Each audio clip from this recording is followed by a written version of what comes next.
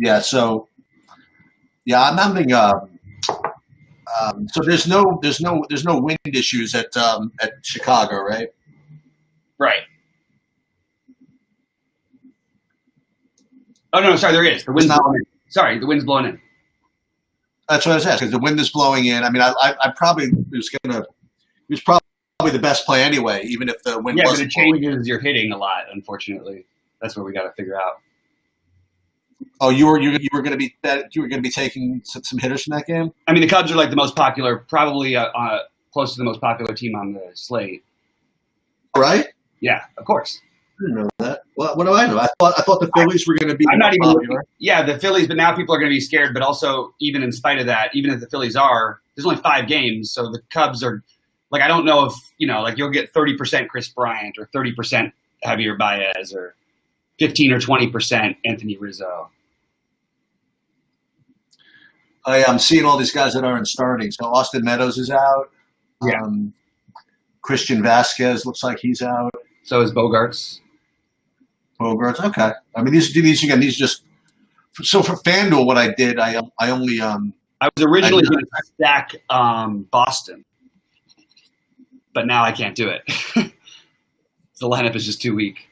Sorry, keep going, Chris. No, that's fine. What about the I mean, FanDuel. I mean, my first look on FanDuel was that I was gonna play Darvish at pitcher, right? Mm-hmm. And then I wasn't gonna play any Glass now. Like if anything, I would there's other guys like Tori. We're doing MLB right now. We didn't introduce anything. Sorry about that. We're doing MLB right now. We'll be doing NBA a little bit later, but we'll talk NBA, in a little bit. Sorry, Sheets. Keep going.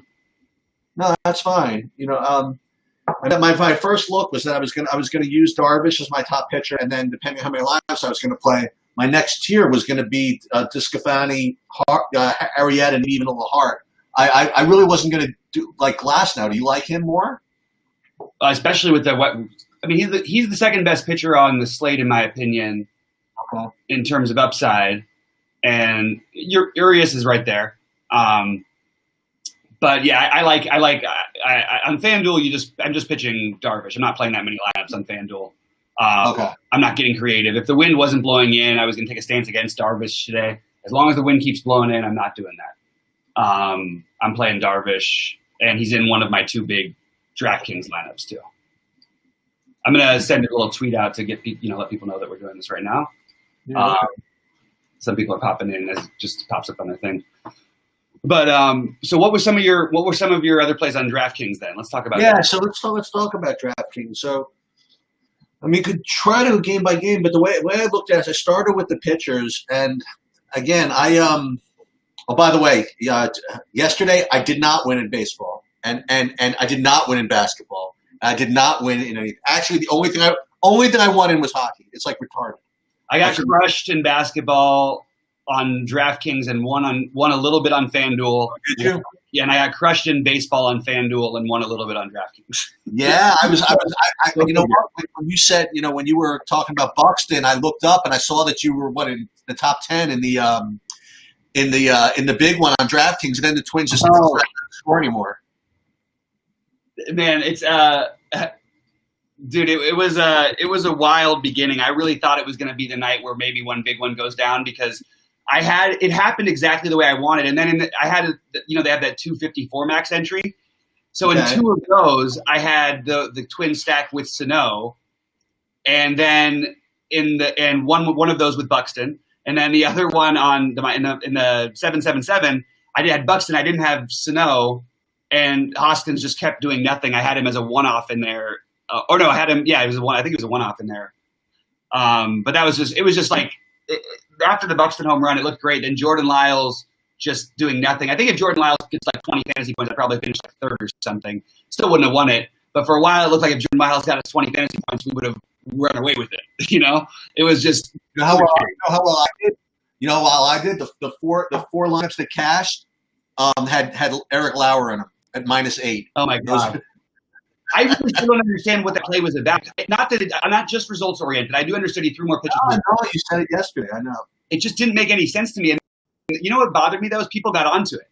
Nelson Cruz, like going up to lock, was projected around 7 or 8%, and he ended up at 30% in the big buy-ins. Wow. How did that happen? Well, so let's first talk weather here for a second. So how dangerous is this Baltimore-Philly game? I mean, last you checked.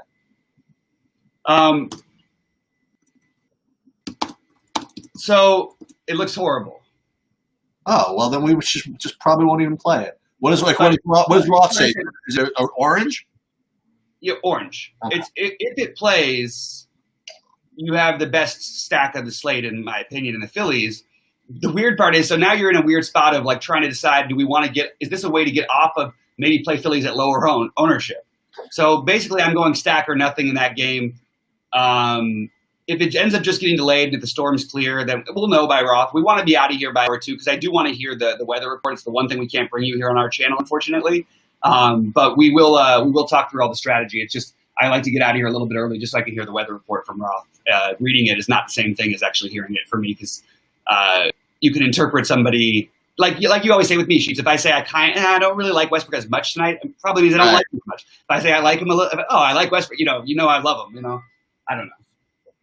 All right. So you're the way that you're going to be dealing with the Philly game is that, well, I mean, like you said, I mean, you're going to have to look at weather right up until the very end before you even decide what you want to do, and that's really tough. That's really tough, especially when you have the number one, the chalk hitters, and and you might get only a couple at bats and then call the game, right? Or is it going to be one of those where if they start it, they play it? Is it going to start and maybe not finish, or is it going to be maybe never start?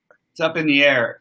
The maybe never start seems to be the more like the more of the two. So if it starts, it probably does have a better chance of playing. But I don't know for sure. I can't answer that question yet. I will take a look at the weather report while we're on a little bit later. Were you going to play any Arrieta if there was no rain or no? I'm just curious. Yeah. Okay. You don't need it. That's the only thing I'm running into. Like if that game was totally clear, you could say you need some more of it. If the Cubs, the weather with the wind was blowing out, you definitely could say you need the money. I just don't see where you need the money to spend to pay down a pitcher. So I do have one Arrieta lineup and a big one with my Phillies, but I don't know, man. It's a weird spot. We need to find out for sure if that game's playing. But as of right now, I'm just treating it as a stack and play Arrieta or completely fade. What do you think of the if you are going to stack it and not play Arrieta, I see you can definitely play the Baltimore bats. The lefties are good plays. Sorry about that. So what do you think of the other SB2s between Arias, Discopani, Paddock even? I mean, you think Glasnow is just significantly better than all those guys? I mean, obviously he's more expensive, but what do you think of Paddock and Discopani and Arias? So the Dodgers have looked really bad, so you can make an argument that's kind of interesting for Paddock.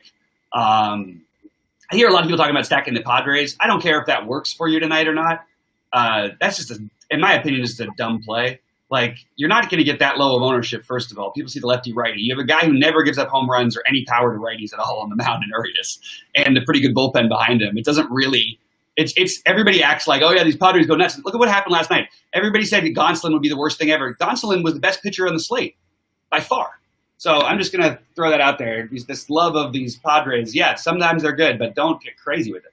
I like Urias. I think the pitch count is always a question mark for him, but I sort of like him as a pivot off of Glasnow.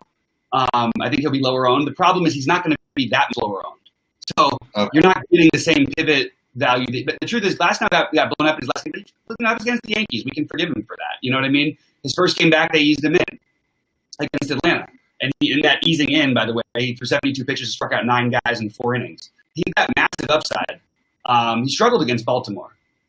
He threw 88 pitches. He probably has an upside of 90-plus pitches. It's not like the best matchup in the world, but without Vasquez on a team that's already been the 7th worst, both the 7th highest strikeout percentage and 7th worst offense versus righties, that's a great spot. I don't care if their name says Red Sox. They have to actually prove that they are the Red Sox. We've talked about this a lot. Yeah, I'm looking at this lineup here. It's not the worst in the world either, but yeah, without Bogarts and compared to what they could be, it's and not to mention that everybody in that lineup is struggling. So Like, Speaking it's not of, like speaking of struggling, I mean, we may as well yap about this a little bit. What's going on? I mean, the Dodgers haven't, haven't hit anything since the Eisenhower administration. I mean, this is probably when they do it against kind of a better pitcher. I mean, like, I don't know. I'm definitely playing a Dodgers stack tonight. First of all, I think they are going to be lower owned than any projection sites will have them because of the incredible late start. The game's also not on FanDuel's slate, so anybody who's looking at FanDuel first is probably not going to think about it quite as much. It's a tough matchup. Paddock's a good pitcher. The Dodgers, if it turns into a 4-game slate, then you have the most powerful offense on that 4-game slate, regardless of who's pitching. But the best offense on that 4-game slate, and they're the best offense anyway on the 5-game slate too. There's maybe not the best spot. They've struggled. I think that you just have to play the long-term results here and just see the incredible power that they have in their lineup. Also, Paddock's given up 4 home runs his last 3 starts. The Dodgers' work counts. You might only get them 5 innings. And also, they could beat up on basically anyone if they're a little bit out of it. I mean, you can't walk a couple guys to the Dodgers and then everybody basically is a home run threat in that lineup all the way down to 7. So, actually, no, down to 8, down through 8 unless Will Smith's catching 8. So I like the Dodgers. I have a Dodgers 5-man stack actually currently, and I have a couple 4-man. I'm going to keep mentioning that AJ Pollock is going to be the lower owned of all the Dodgers every night. And while he doesn't always excite you from a fantasy standpoint, he actually in his last starts he's homered in 3 of his last 5 starts. 2 of his last 5 starts. He's got 4 home runs on the year. He's actually been hitting for some power again, which we should be used to from the old AJ Pollock, a 30 home run guy. I think he might be that guy again. So I think we're getting this discount and we're getting low ownership on a guy who's in the middle of this Dodger order where if they do pitch around Muncy or if they do pitch around all the Betts and the Bellingers and all that stuff, guys like him and Kike and Chris Taylor are always in great spots. And Pollock, other than the fact that he's playing outfield, would be my favorite play of the bunch, assuming he's in the lineup today. So Pollock would be your favorite. And also, yeah, I mean, it's if I'm going to play the Dodgers stack, partly they're all going to be there's going to be ownership on Bellinger and Betts, and Barnes because he's so cheap, he's going to be like the minimum cost catcher. So that's kind of a good one. So if I want to mix it up, I would like to play Pollock. Muncy makes a lot of sense too, but again, I don't think I'm getting that much. He's also really struggling. I'm actually getting the better hitter this year in playing Pollock, and I'm getting him at 3,100. It's just a positional thing. I do like Muncy too. I didn't get him into as many lineups as I do Pollock, Bellinger, Betts, Barnes. Muncy and Turner are right there too. So let me tell you what my favorite stacks were because it's interesting. I didn't realize the ownership was going to come in where it did. I was very confident that the Phillies were going to be the highest owned and Tampa would probably be the second. But my two favorites. I mean, like obviously it's tough with the Dodgers just because he's against a good pitcher. But sell me off of the Reds because the Reds were going to be the ones that I'm going to go to. I mean, because they weren't going to be as highly owned as some of these others. Look, it's a short slate, whatever it is. And I figured if Philly was going to be just wicked popular and Tampa wicked popular, that I was going to try to do something with the Reds and or the Dodgers.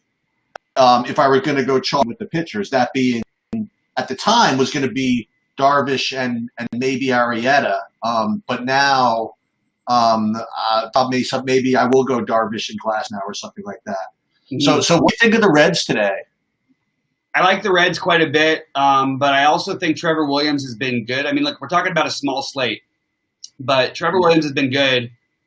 He also has still been getting lucky based on anything you read. The hard contact is there. It's just his balls are hit at people, but his strikeouts upside has been really good. So I sort of actually had interest in Williams until I realized I just didn't need the savings as much. And I liked Descalfani a lot too. But I liked – a lot is a strong word. I'm struggling with – we'll get into all the SPs, but it's kind of tricky. I have a lot of guys I like I would want in a third of lineups, but I'm not playing that many lineups today, so it's kind of tricky. But, yeah, the Reds make a lot of sense, but you're going to have – Castellanos at 1,000,000% owned. You're going to have – Oh, is that right? On FanDuel, they're going to be crazy owned. And right now I've still got a stack of them on FanDuel in one of my stacks.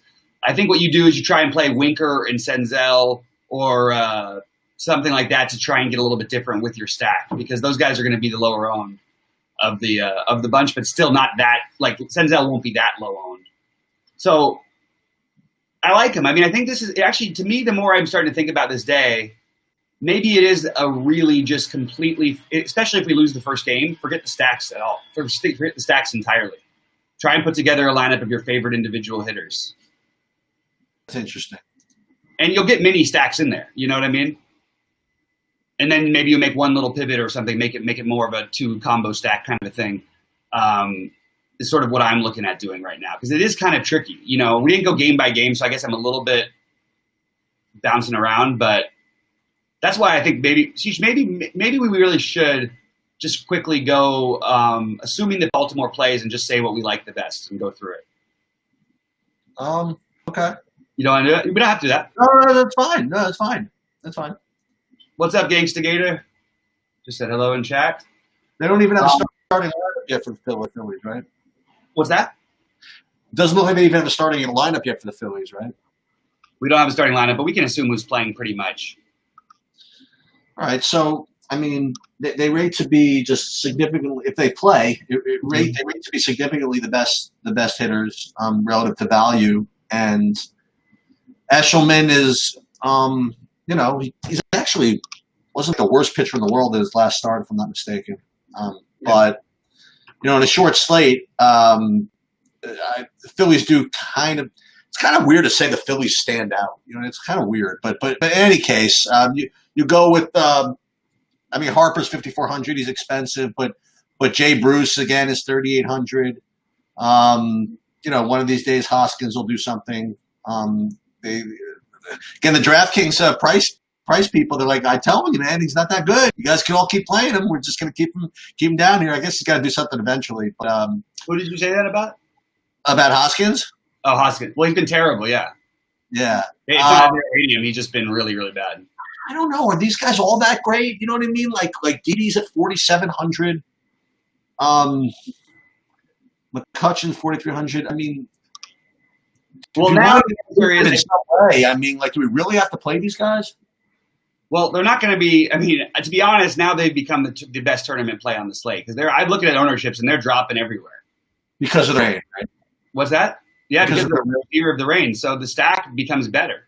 I mean, first of all, just take the fact that it's the highest implied run total on the board in the best spot of any team, with a really good 1 through 7 actually.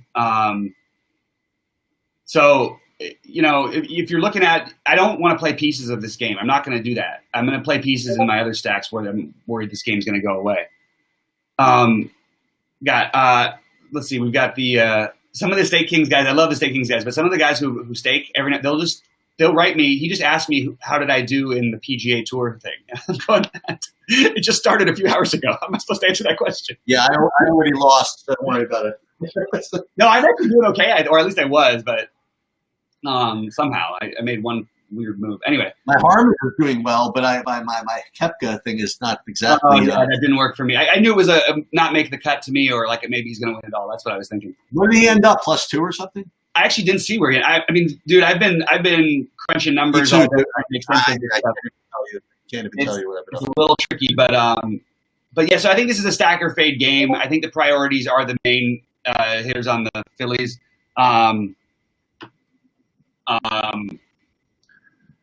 Which would be, I don't know, all of them. It's all the top guys. It's Hoskins, then Harper, then Didi, then Real Muto, then Bruce, then McCutcheon. Then McCutcheon, then Bruce, then Segura, probably, like in that order. But I don't, look, I'm not playing pieces of this game.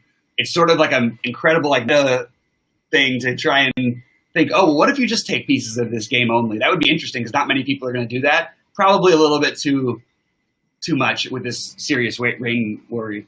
You're going to get 0 ownership on the Phillies. I'm sorry, on the Orioles. I was just going to ask you that. And I think that's a really interesting way to go, especially for a guy like Arrieta who struggles with lefties. Now, this is a good spot for Arrieta because they don't have very good lefties and they have a ton of righties. So Arrieta looks good.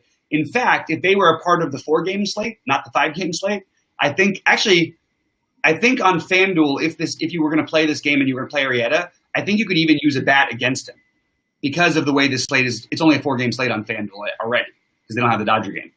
So I think that bat would be Rio Ruiz followed by Anthony Santander for me, and that's really close between the two of them. And the other guy would be Dwight Smith. That makes sense, Sheets? It does. It does. You want to you may as well talk about the Tampa game as we go forward. I mean, because you really can't figure out what to. Man, these rain situations are really they're kind of tough to gauge. Yeah, it's just hard to talk about. It's like not knowing who's starting or whatever in basketball. Yeah, but at least if you're not starting, you can come off the bench. If you get rained out, you can't do anything. Mm-hmm.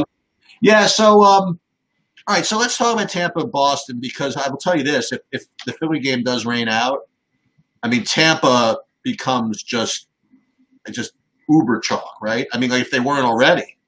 Yeah. Even with Meadows out, you know what I mean? Like these guys are just so. What are they? So finish that thought, because I'd like to hear the rest of that one. No, I mean, like they're all so freaking cheap, you know. And if you could play Darvish and Glass now and just jam all these freaking guys in, but I mean, isn't everybody going to do that? Yeah, and they're cheap, and they're gonna, you might get only one or two at bats out of some of these guys. You talked about talk a little more about that, because you talk about that. It happens every day. I mean, they pinch hit everybody. Literally half their lineup gets turned over every single day. So 4 or 5 guys are going to be out of this lineup at some point during the day. Now, and it's funny because it happened. Brousseau hit the home run. They were up 7-0, I believe, at that game at that time. He hit the home run and the double, and he was up again with a runner on first or second. I can't remember which one. And there was 2 outs, and they pinch hit for him after his first 2 at bats, hitting a home run and a double and being up 7-0 in the 5th inning. I don't understand. I don't like stuff like that. I think in general that's a terrible way to treat your baseball players. I do think that overall they play an incredible strategy for their team in terms of winning. And the reason they can score runs and the reason they're tough to pitch against is because they have so many switchable guys. But it's not because these bats are something special. Mike Brousseau, yeah, Hunter Renfroe stands out as having incredible power against lefties in the past, but he's been terrible. Brousseau is a guy I'd want to, yeah, I'm interested in Brousseau. I'm going to have some of these guys because they're so cheap and they've got upside. But I will be sprinkling them in with much lower people, and I'm trying not to get it any more than 3 of them together. And honestly, that's actually kind of tougher than you think if you want to spend up a pitching. Wow. What do you think? Yeah, I mean, I wasn't going to get so fancy. I was going to just take a couple of stacks with these guys and just hope I pick some good low-owned one-offs and whatever. I didn't know. I didn't know. I wasn't really planning on what was going to happen with Philadelphia. I was gonna hope that the Phillies played so that I could play more Reds at lower ownership, and more Dodgers at lower ownership. Yeah. But with Philly out, and maybe the idea, like you said, don't know Philly's out yet, though, so we shouldn't say that. No, I know, but maybe you're right. Maybe you should. Maybe this is one of those slates where you got to go 3-3-2 or 3-2-2 or something like that. Yeah. What do you think of the? So I'm still not sold on the idea that Boston should not be playing up. If that's enough double negatives for you. What did you say? I still kind of want to just see what these lineups look like with some Red Sox in them. Go ahead. Yeah, I think that they're fun. Like I said, I was going to have some interest early in the day. Devers and JD would stand out, and Verdugo. I honestly don't think you could get me to play anyone else except for Pilar being so cheap. But I don't really need it. And it's not like he's a great pivot off of the Tampa guys. In some ways, he might be as a starter versus a righty because it makes it less likely he's going to be subbed out later because he's a good fielder. So that's kind of interesting. Okay. You could put Plawecki in as a catcher. Yeah, that's true. I mean, I don't know about a full stack here. Like, I don't know why we would want to necessarily – I don't think Glasnow's the guy I want to pick on exactly, but I do think that maybe – I do think you want a Devers or Devers and JD. I actually don't mind the stack. I was going to stack this team when I thought Bogarts and Vasquez were going to be in the lineup because those have been their best, the guys who look the best of everybody. But Verdugo, JD, Devers as the favorites, sure, yeah, get a little 3-man in there. Maybe if you want to reach for it and go for it, go play a Pilar. I'm just telling you, those outfield spots are valuable. I mean, I'm already risking one with my Pollock play, but comparing AJ Pollock and Kevin Pilar is like. Well, AJ Pollock versus anyone, but Kevin Pilar also versus Glasnow too. On top of it, although AJ Pollock's got a tough matchup too, it's just a kind of a joke. Like Kevin Pilar is like a platoon player. AJ Pollock was an all-star. Like he just hasn't been healthy. I just keep repeating that. So I would just rather go that route.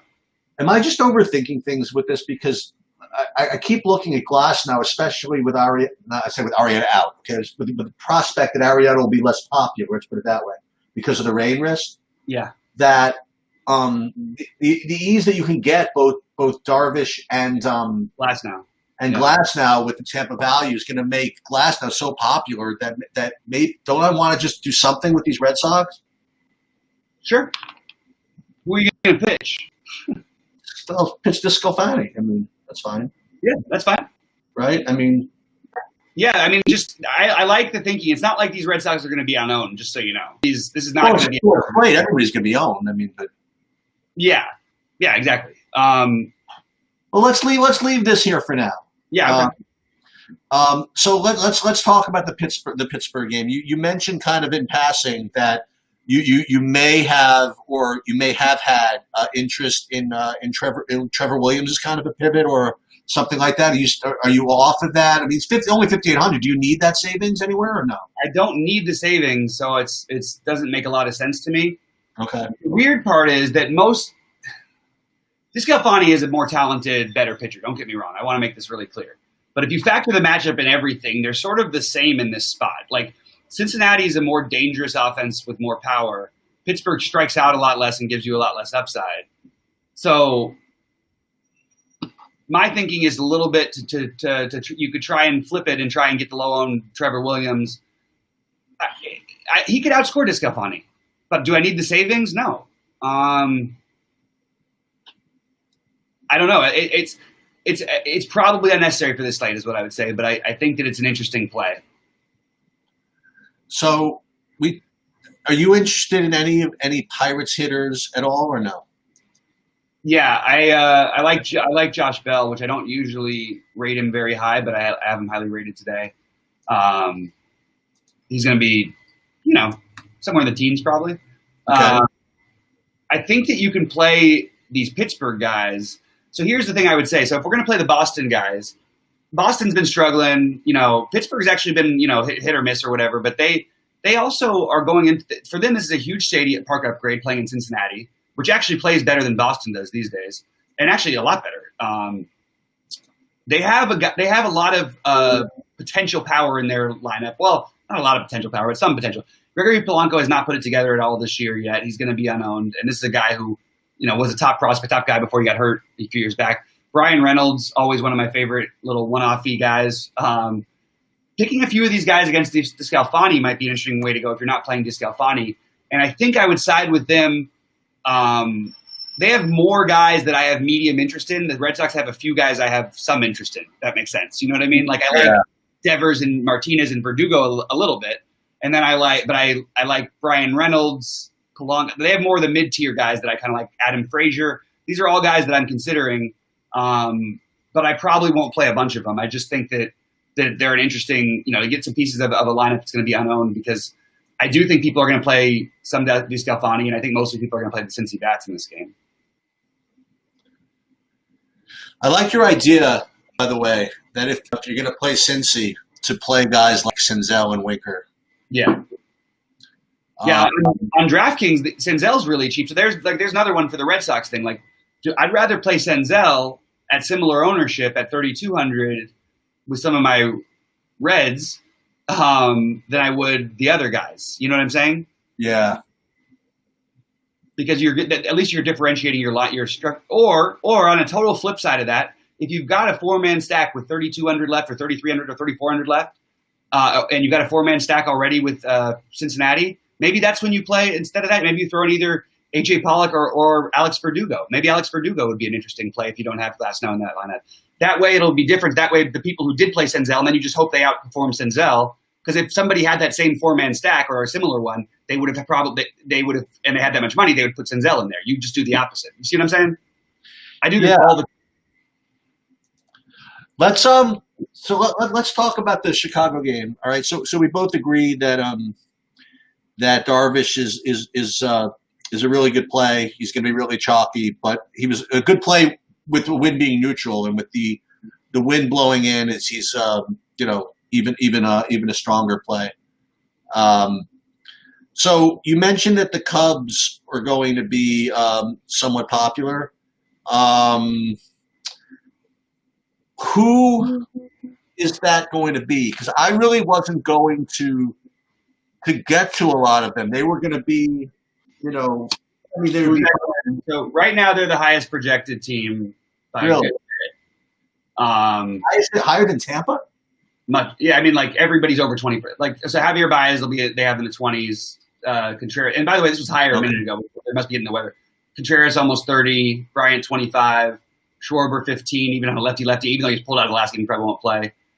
Rizzo, they only have 11, but I think that could actually get higher. So here's the thing about this game is that, and people are going to play it for the wrong reason. Brett Anderson is starting this game, and supposedly Corbin Burns is going to come in and pitch.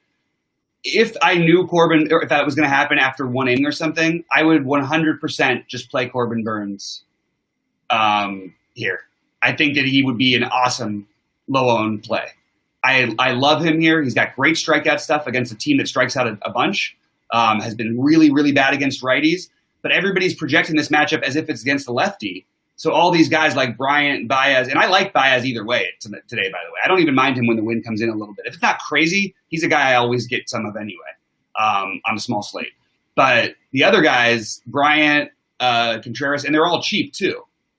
So I just think that there's no way they don't end up as the chalk. I'm not a fan if the weather doesn't change, except for taking these guys as like a few one-offs, and I'd only want the extreme power like Baez, Bryant, Schwarber, Rizzo. Actually, Happ and Bodie both have that kind of pop occasionally, especially Happ. But I don't think I would. I'm just not as. Why do I want to stack a game that the wins? I just don't do that in Chicago, even on small slates, especially when they're going to be chalky. I have to say that I have no interest in this Cubs stack at all.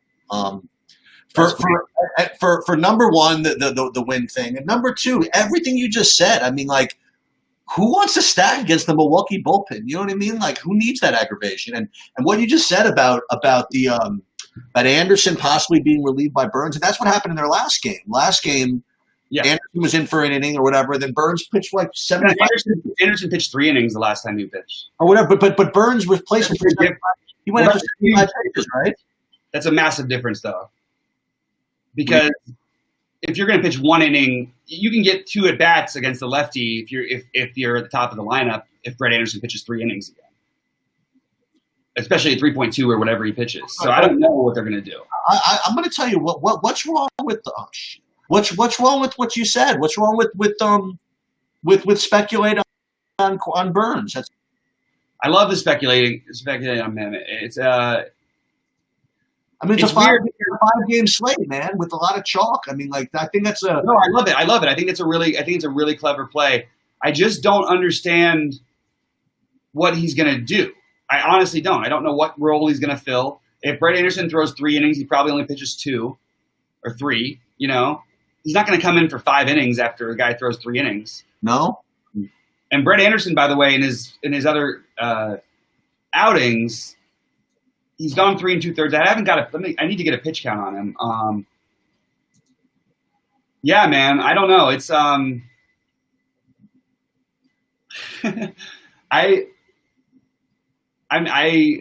into Burns. I'm into the idea. I need to probably find out more. The game starts way later. So it's really hard to use him. So if you have to have enough of a pivot to where you can switch over to Urias or Paddock. You know what I'm saying? I think that's high level shit, man. I love that. I think that's a great play. Let's do it. I think it's a great play for sure. I think that's going to be one of the. I'm telling you, I think that with especially with Arrieta out or not Arrieta. If Arrieta's out or whatever, I think this is going to be one of those things, dude, where you're 555, that guy ends up like 20% on the Burns. Burns? Yeah. Doesn't that make so much sense what you just said, though? I mean, yeah, it does. But then you could also they could just argue the Trevor Williams thing if you're going to play someone at this price. Okay. And do you really need the price? Is the other thing. So I don't think people are going to do that. I don't think there's any way people do actually. And the other thing, my only other comment about this, about that game is, if I were going to play anybody from the Cubs, like I said, I would maybe play Souza at 2,400. You know what I mean, or something like that. Yeah. Or Bodie Bodie. You know what I mean? Or yeah, Bodie or half. That's what you would do. Whatever, like 3 righties hitting 7-8-9 or something like that. I'm just not stacking a team, and if the wind changes, I'll change my mind possibly. But even then, it's only possibly because once again, Burns is pretty good, and there's just not a lot of options on this slate. And the thing I started off by saying I'm going to now recommend that everybody do, and that's you might have to start off by saying not to do. You might have to play some of these San Diego guys as one-offs. All right, so let's do the San Diego game. Why is people really playing San Diego? I mean, their implied run total is what, 3.5 or something? I mean, this is good? No, it's not. It doesn't make any sense. I'm saying everybody's talking about how they're a great stack. They're not a great stack. Let's just make this clear. This is a tough slate to find anything, especially with the weather. So, are they a playable mini stack? Sure. Is it a good opportunity? No. Like, this is a good pitcher, the good bullpen behind him, who's good against righties, doesn't give up power. So take it for what you will. At the same time, I will accept the fact that Machado, Tatis, and Pham especially, with maybe you could throw in Will Myers, they all are good enough power hitters against lefties just to be able to make up for that. So I do like those guys as one-offs, but I don't think you're playing any more than 2 of them. And I think if you are, to me, it's not optimal. And what's up, Damie? That's just my personal take. Yeah. I'll tell you that these Dodger guys are getting priced down a little bit. No. Yeah, I mean they've been terrible. They probably should be cheaper. Well, that's the stack has got to be like after all that. Cincinnati, the Dodgers, and then the Philly play and hope. Which, by the way, the hitting conditions are going to be a little bit worse in that game than they would have been. The rain should keep it a little bit cooler rather than when it was going to be crazy warm and humid. So it might not be quite – it's still great hitting conditions in Philly. I'm just throwing that out there. If it does play, maybe not quite the hitting conditions it was. Can you still use Muncy at second base? Yeah. The problem is these Dodgers aren't going to be unowned either. Well, I mean, it's a short slate, so you can't be that greedy. You know what I mean? People are going to have everybody to some extent. I know. I was really excited when the Philly game was clear because now no matter what happens there's going to be some ownership there, but it won't be like a clear like it was. I think you were going to see a really condensed like 25% of 3 different stacks, and it wasn't going to be Dodgers. Tell me again who your favorite Dodgers are. Dodgers are Pollock. I mentioned he's in the lineup, which he may not be. Bellinger, followed by Betts.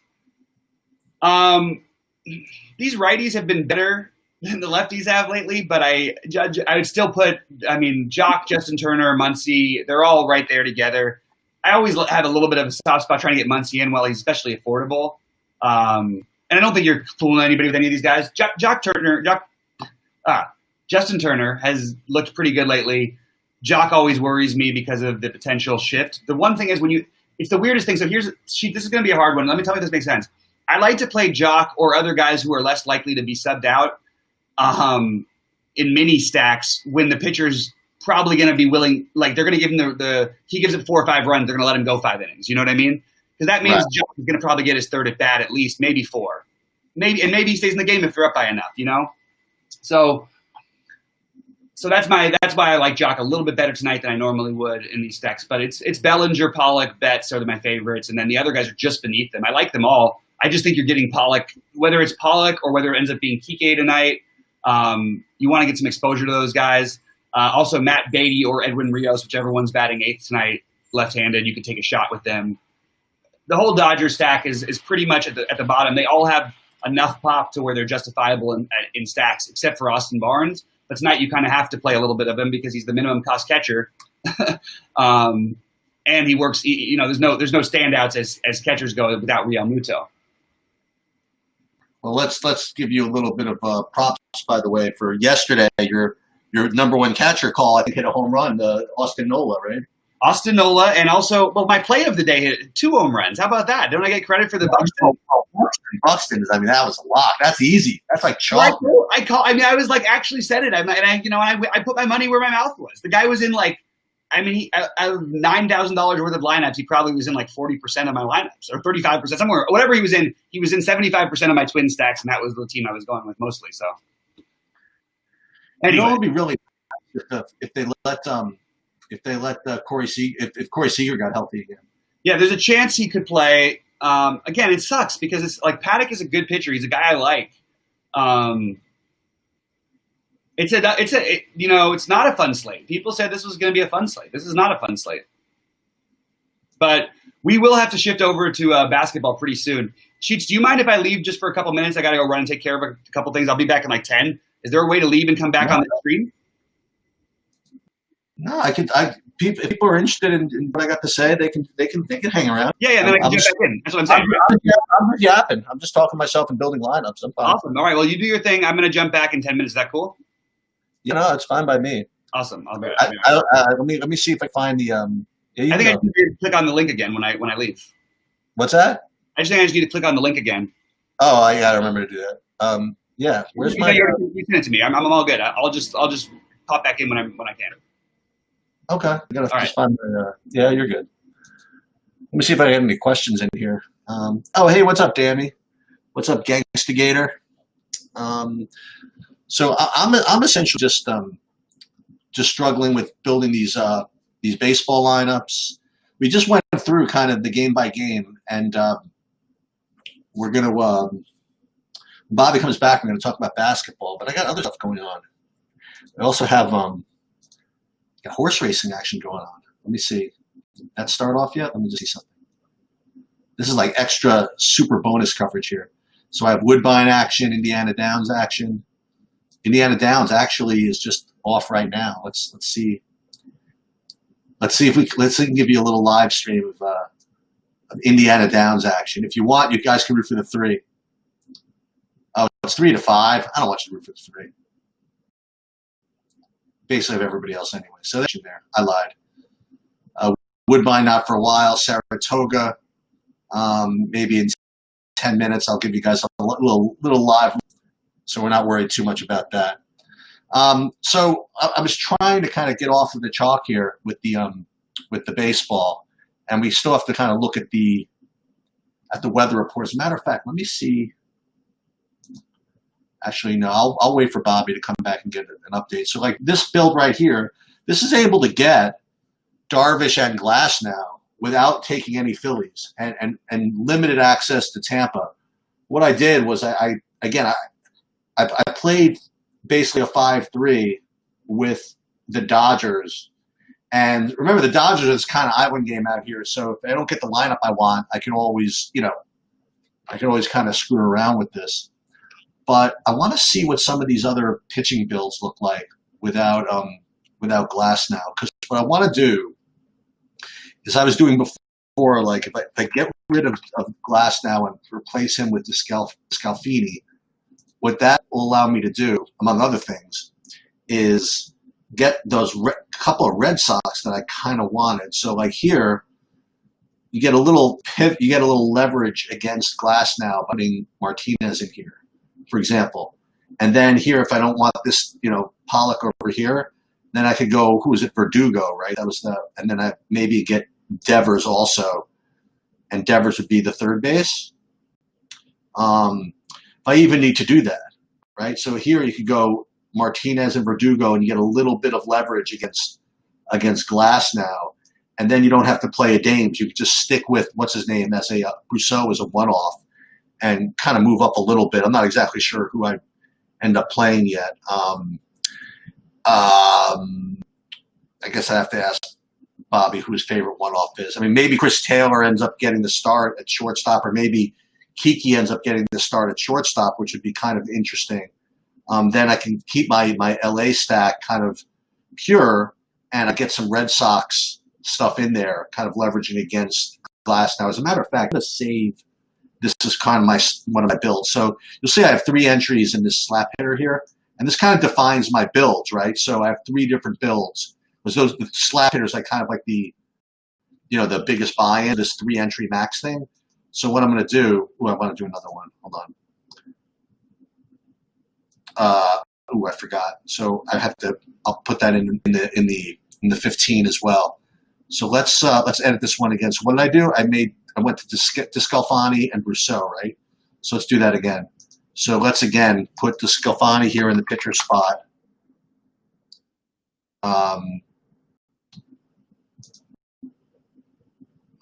Maybe I'm spelling it wrong.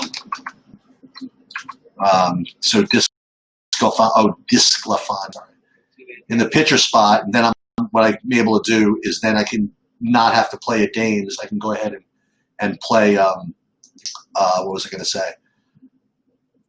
I can go back and play Martinez. I said right, and who was it? It was going to be. Oh, they're off at. They're off in my horse race here. We're gonna put them a second. And who did I say that I was playing shortstop here in this build? I forgot. So I think I put Hernandez in just in case, right?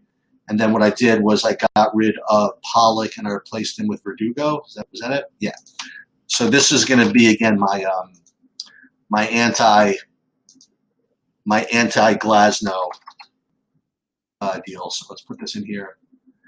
And again, I just forgot to enter that in the relay throw. Okay, so let's put that over there. Okay.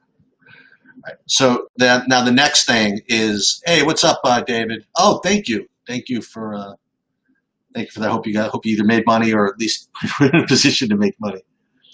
So that was one way to pivot off of Glasnow. I don't know why I just had not too confident in Glasnow for some reason. So the other thing I'm going to do is I am going to play.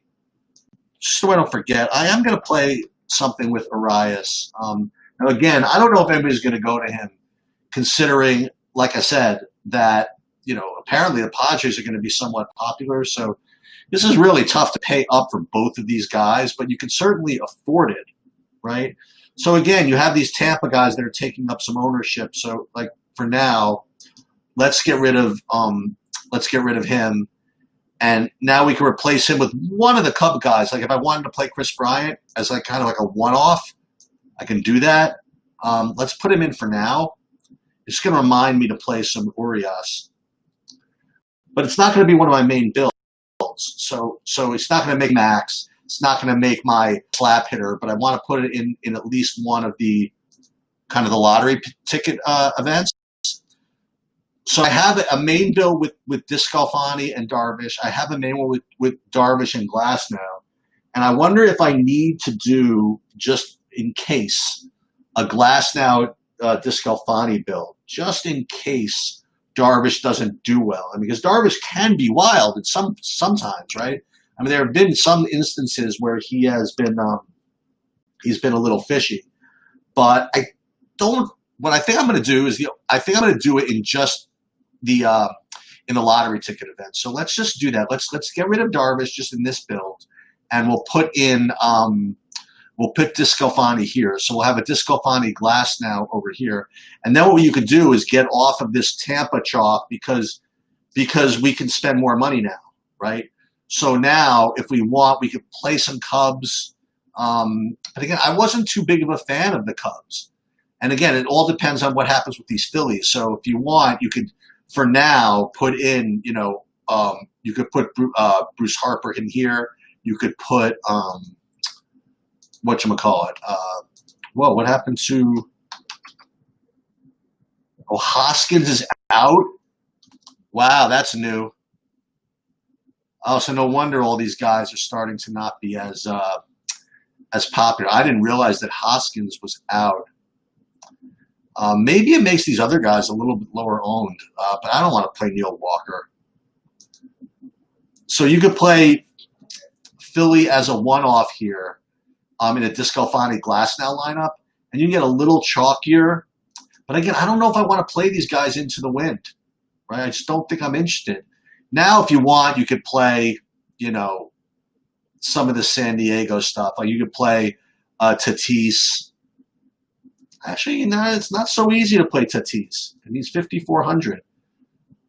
So I don't know. I don't know what I'm getting out of this Sclafani Glass now build. I really don't. Um, except that it's different, right? So now what I can then do is go back and get some of this red stuff. So now I can go back and get this. I can get some of him. I don't usually like to play Votto. Hey, I got to put you back in. Hold on. Hey, what's going on? Yeah, so I was fiddling with different builds. I was wondering if I needed to get one lineup or one build without Darvish, or we're just like that confident in him.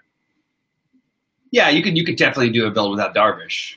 I have a build. I've been known to walk people. I mean, like in the past, right? They're like, yeah. You can. I mean, you can definitely build without Darvish for sure. Absolutely. Now, did you know that Hoskins was not starting? I didn't see the Phillies lineup yet because Yeah, it just came in. Yeah, no Hoskins, which makes them I mean, on the one hand, it makes them a worse. Yet on the other hand, it makes them lower owned, right? I mean, look, if they play that game, I'm still going to try and get a stack in of it, just because I think that it's got enough people who are going to be off of it because of all this stuff. Okay. But I'm not going to say that that's necessarily like optimal. You know, who is in the lineup? I didn't get the lineup out. Let me grab it. Oh yeah, so it's right over here. It's right in the DraftKings build. It's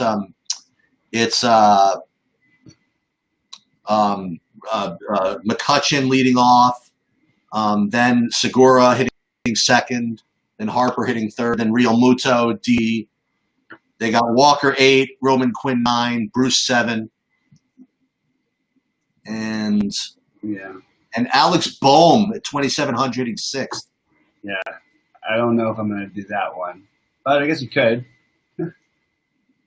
Let's see. I got a 4-man Philly anyway. Let's just do that, and then I'll leave this. Yeah, so I don't know if I'm going to need. I was trying. My last struggle was trying to figure out what getting DeSclafani and Glasnow does for me. You know what I mean? Right.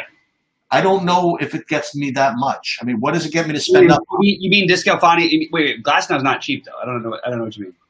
I mean, what I meant is just in general. Like if I play instead of Glasnow, Darvish, for example, right? I'm getting a lower owned pitching combination because there's no Darvish, right? So, but what does that get me?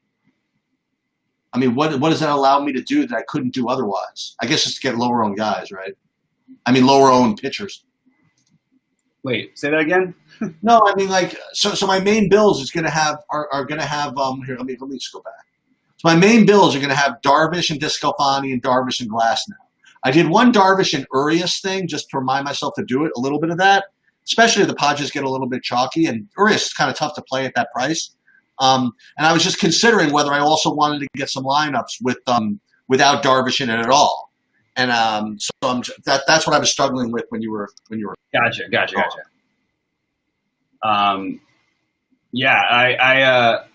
I think you want to try and get some lineups without Darvish. Personally, it sucks because it's harder to get away from Tampa Bay now. It really is just so much harder than it was. Well, so that's the answer, right? So who do we need from as our priorities? You don't need any of them. I don't. Who would be nice to have? Renfroe, I suppose. Who would be what? Who would be nice to have? I presume. Renfroe with his upside, yeah. I mean, they all. Rousseau would be nice. 2 at bats probably, but yeah. Well, how is it? So you do on the one hand, these guys, man, I don't like it though. I don't feel good about it. Well, here's my problem. I don't feel great about Tampa. I don't feel really good about Chicago. I like Brandon Lau a ton. I don't mind playing him at high ownership from Tampa. He's the guy I have the most interest in. And also, people should be aware that the fact that Meadows is resting today doesn't mean that he won't pinch hit too. Like that adds another guy, even when they already have a ton of guys. So it's just like stuff. We'll do NBA. We'll do NBA. We should get to NBA actually now soon. I think. Yeah, just give me 1 second. Do you think Kiki Hernandez gets a start somehow today or no? I was going to ask you. Yeah, it's possible, but I don't. It's really just you have no idea with the Dodgers. We're gonna save this one then for a little bit. We got to get back to this because I want to. I do want to finalize these lineups eventually. Yeah. So let's give myself a couple of these. Okay. So you want to talk about the NBA? We did. We're doing MLB, Eric. We've done. If you want to watch, you can start back. We've gone through all of our MLB thoughts. So this is our vid for the day, bud.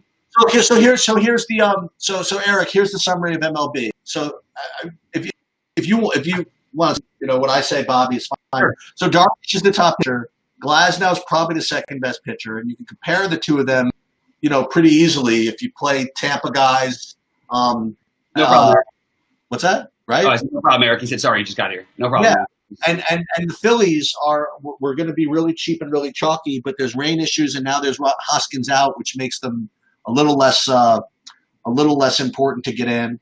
We were talking about the Dodgers being, I don't want to say low owned because no one's going to be really low owned, but the Dodgers, for me, are going to be kind of a priority to get in. I mean, I'm probably not going to be winning any money until like late tonight. I think I'm going to be sitting on the Dodgers for a while, and it's kind of sick, right? Because they haven't done anything against like much worse pitchers, and now they're going to have to deal with Paddock. I mean, but Paddock's not exactly Cy Young, but he's certainly one of the best talent pitchers on this slate. And but I don't know, maybe their ownership's down because of that. Maybe everybody's thinking about it the same way I am. I don't know. Yeah, so Eric just asked an interesting question. He said, what are our thoughts on a Pittsburgh want to stack them a shit ton? He says, I do like the Pittsburgh. I like the pieces of it more than I like the stack. I like Reynolds. I don't mind taking a shot with Moran. Moran's hit, he's got power. He's hit 5 home runs this year. Josh Bell. Those would be the guys I would prioritize. Polanco. I don't mind Polanco. So those are the guys I would try and get in if I were you from Pittsburgh. But I definitely don't mind a stack. I prefer a mini stack personally. Late games are always better. That's totally true here today. Sheets, you were making perfect sense of what you're saying.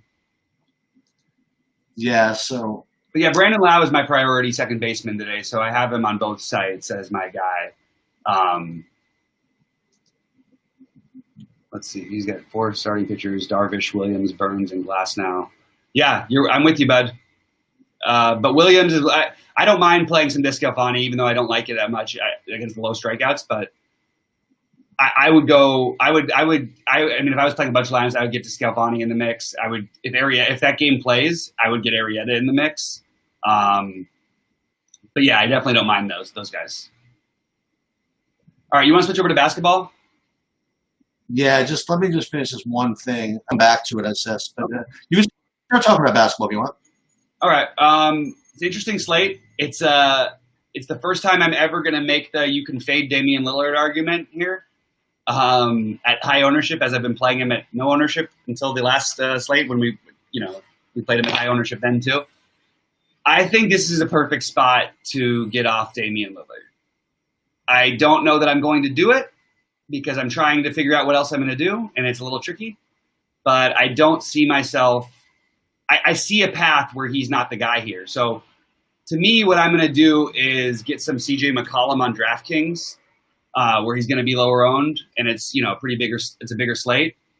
I'm going to focus more on him than I am on Nurkic on DraftKings. I think Nurkic is more of a priority on FanDuel, although they both are playing good plays on FanDuel. They just you'll get more ownership on McCollum over there. Yeah, my current builds are I've got 2 big ones on DraftKings. One of them is fading Dame. The guy who I haven't taken out of a lineup yet is Ja on either site. It's really hard for me to find an excuse not to play him, and it's a must win. He's 2,000 cheaper than Dame Lillard. Much more likely the game stays close than the Nets and Portland, and also a lot less guys who can help him out. So very basically, Ja Morant is the best play on the slate, not Damian Lillard. That's my first take. Damian Lillard is still a very strong play, obviously, but it's at his high ownership. Sometimes, we talked about this before, Sheets. Sometimes it's not just about the guys you play at these levels. It's at this time of the season, it's the guys you fade. So this was my thought, and I this is either really high level shit or really low level stuff. Okay, so the deal with today is there are 1, 2, 3, 4 teams that you are guaranteed to get their best shot from. Okay, so Portland's going to put forth their best shot. Memphis is going to put forth their best shot. Phoenix is going to put forth their best shot, and San Antonio is going to put forth their best shot. All 4 of them have to win, and all 4 of them are going to give you max minutes out of the guys. They need max minutes from the players who need to take over. Will attempt to take over, and that's where the initial focus should be. So my first thoughts on this slate. Okay, the 4 main guys that I want to focus in on are Damian Lillard. I mean, if you can, right? Are Damian Lillard, Devin Booker, Ja Morant, and DeMar DeRozan. Okay, those are the 4 guys that control the teams, and those are the guys. Can I interrupt something real quick about DeRozan? This is a major concern because I like DeRozan too. The problem is there's a chance that they're completely eliminated by the time that game starts. That could absolutely throw a wrench into everything. So if you have DeRozan, you better have a pivot or something. Well, he still might play though. That's the problem. You don't know how much you're going to get from him. You better have a. Say that one more time. Okay, so I say you better have a plan if you have a DeRozan. But I think here's where that's what worries me. Here's where I was. Okay, so here's where I was going with this stuff. So where I was going with this is my first take is, okay, let's see if you can get as many of those guys in, 3 out of them, 2 of them, 3 and 4 of them, whatever it is. So those are the first 4 guys. But the other thing that you could do, okay, is you go for the secondary guys who also are going to be playing max minutes, who also are going to be relied upon. And for me, that would be, like you were saying, like somebody like C.J. McCollum on Portland, even maybe Carmelo Anthony. On Phoenix, I find it hard to get away from Booker, but maybe Ayton is just as much of a priority. Maybe Rubio might be just as much of a priority. I'm not even sure. And then on Memphis, where Ja, you could certainly, you're 100% right, but maybe Dylan Brooks is a guy that you really want to key in on or something like that. So the logic is the same, but maybe you don't have to. You know what I mean? Like go hell-bent and ruin the rest of your lineups by going with Lillard or going with Booker or going with DeRozan or going with Ja. Now again, those are definitely the best. Look, they fit from a narrative perspective just like a glove, right? And they fit, projection-wise also. They're going to get max usage. They're going to get max minutes. But there's ways to get. I would say get different. Because I don't want to use the word get different as implying we're making bad plays. I mean, like all those guys I mentioned are probably good plays in and of themselves. You know what I mean? And just like Damian Lillard's going to get 42 minutes, who's to say that C.J. McCollum doesn't get 42 minutes? You know what I mean? So I really like that idea. I have a question. It's so funny. Like, here's my question for you. My main question to you regarding the NBA slate, which is kind of weird, is who do you like more? It's going to be a mix of all of them, so I know what your question is going to be. The centers, right? Yeah. Yeah, so it's Bradley would be number 1 for me, especially because he's going to be lower owned and is more guaranteed to play minutes than Boban is. Bradley would be number 1. Sorry, let me edit something real quick. Bradley's number 1. Number 2 is Boban. Number 3 is Jackson Hayes. And number 4 is Okafor. And then where you're going to want to use your other utility spot because of the quality guards is you might want to, instead of those guys, play Emmanuel Mudiay. Okay. So that's actually important to me because I wasn't even considering Tony Bradley. I just forgot. I was going to play Hayes and Boban together. And that's fine. And I was going to ask you, I was more for FanDuel, like who you like more between those cheap guys because they're very, very similar. But I just on FanDuel, I'm hang up at center, I think. Are you? Okay. Yeah, I mean, I'm doing different things, or I have to do something different here, and I don't see why I need to play these guys at center on FanDuel as much. Okay, and the other thing I forgot that's possible to use Okafor. The other question I had for you was, what do you think about Seth Curry today? Didn't think about him once. Okay. But doesn't mean he's not a good player. It's the same situation for him that, like, it's no, as value goes, there's not like this is especially great value because Porzingis is gone. Like, both these guys were gone and he put up like 10 fantasy points, you know? Right. The only thing I mentioned, when I'm making my builds, I'm finding it difficult to get everybody in a motivated position. You know what I mean? Like, there's a couple of guys I have to throw in that I have to, is this guy really going to be up for the game? And guys like JJ Redick, I just have a feeling JJ Redick's going to play a lot. You know what I mean? I don't know. Like, he's maybe somebody like him and Seth Curry. That's the only reason I ask you about those guys. I have no interest in JJ Redick at all today. Definitely won't be on any of my lineups. But okay, can you go ahead. Think of like other guys like in his range maybe that you might want to play? Range? I haven't thought about him once, so I don't know what his range. What is his range? Like someone who's forward 4,400. You just let me see what I've got here. Why do we need a 4,400 forward? I don't know. No. I'd rather play Nickeil Alexander-Walker in the hopes that Josh Hart somehow sits. So Josh Hart would play today?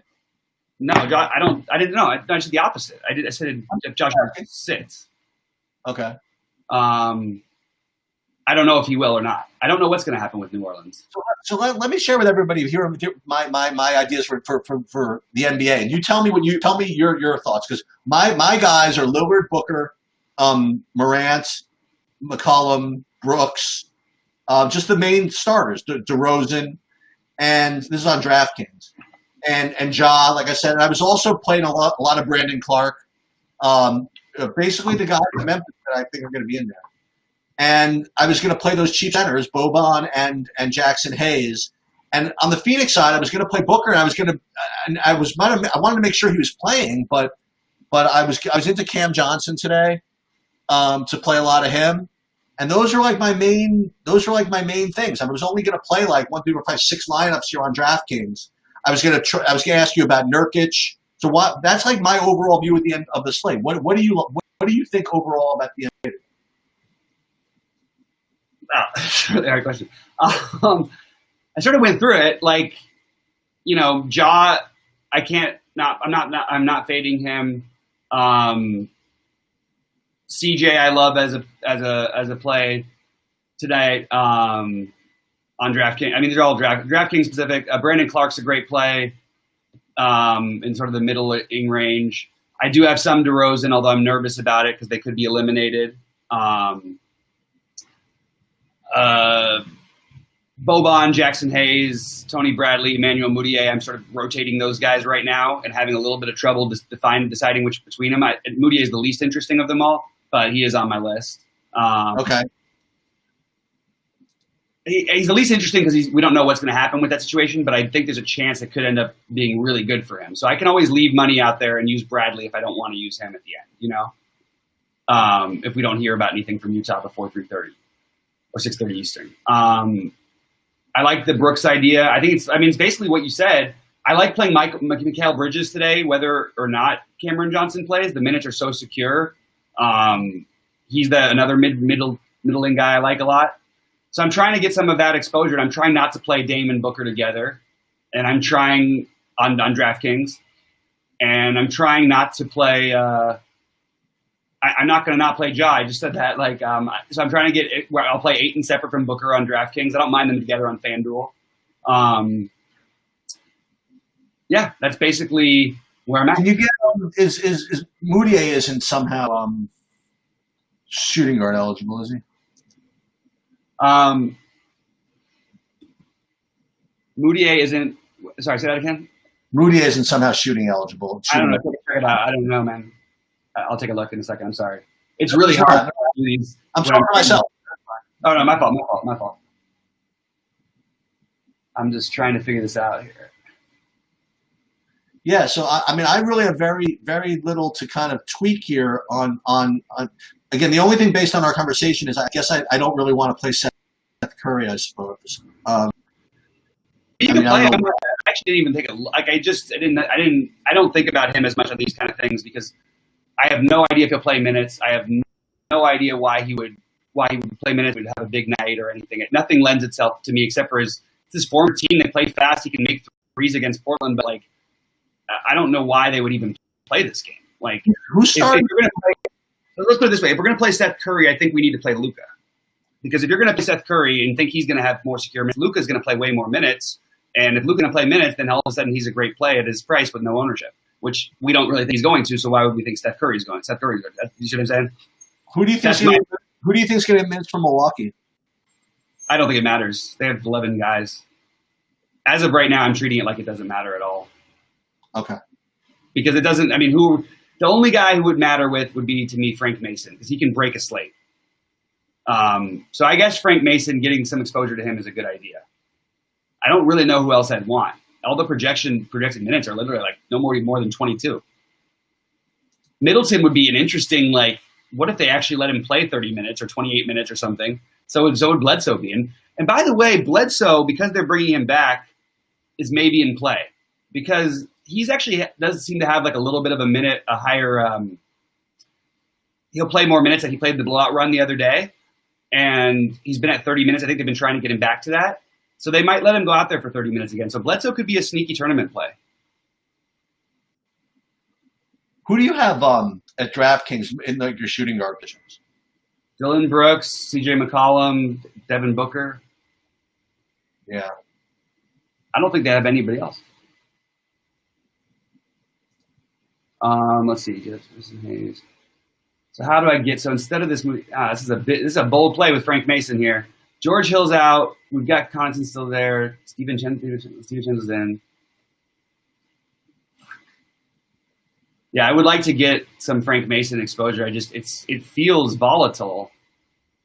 It feels really volatile, but it also feels like it could be the play that could win you a tournament. You like Rubio at all at 7,300? That's too expensive. Say Rubio? Yeah. I do kind of like Rubio as a little bit of an off-the-board play. I just don't have that much of him.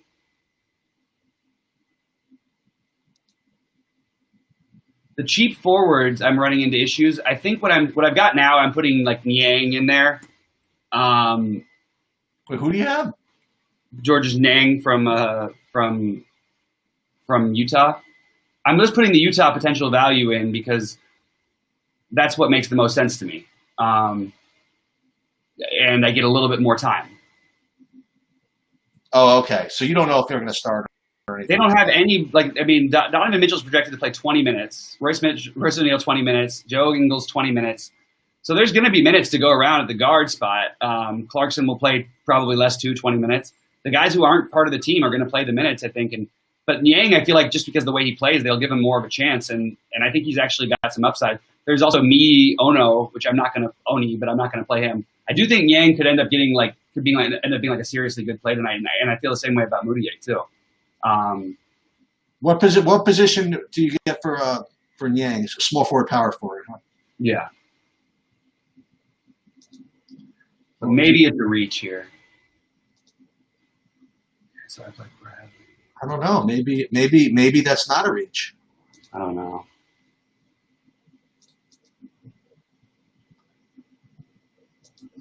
That could be interesting.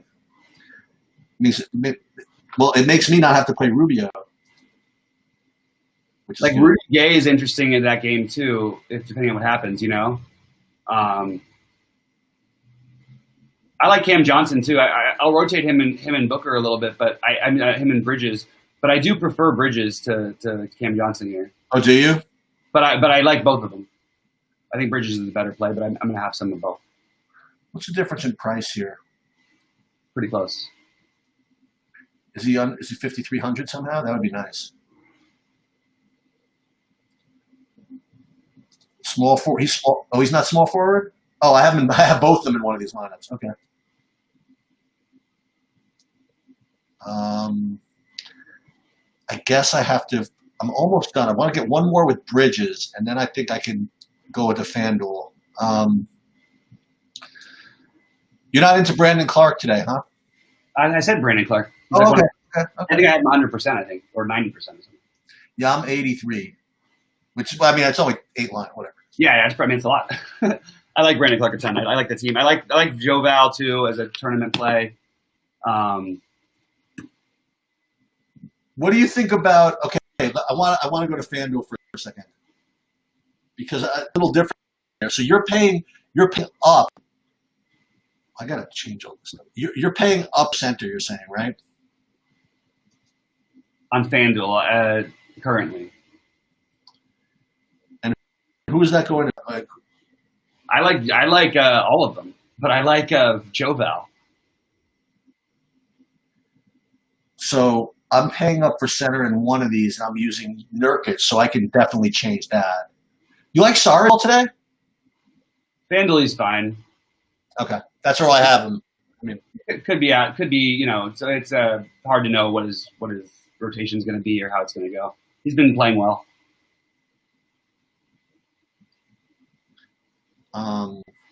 Yeah. So unfortunately, FanDuel is starting to freeze on me a little bit. But I did want to talk about it because FanDuel found it built itself a little bit easier. So the other guy on San Antonio that I walk about is maybe DeJounte Murray. But like you mentioned, I mean, you got to be about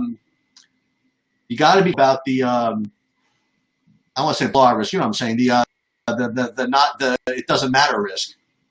Yeah, it's he's another one of those guys. But Popok also actually seems like, well, he's in the bubble. Like, I don't know. Would he want to let the other guys play more, or would he just let these guys go out one more time? It's hard to know. It really is. Who you playing at power forward aside from Brandon Clark on FanDuel?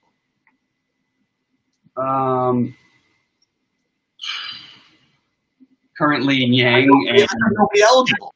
Zach Collins. Oh. Yeah. I should probably get some of him, right? On FanDuel, yeah, I think so. Okay. That's a good idea. Valanciunas, that would okay, so I got to Valanciunas on DraftKings or no? Wait, say it again? Valanciunas, I don't have no. Neither do I.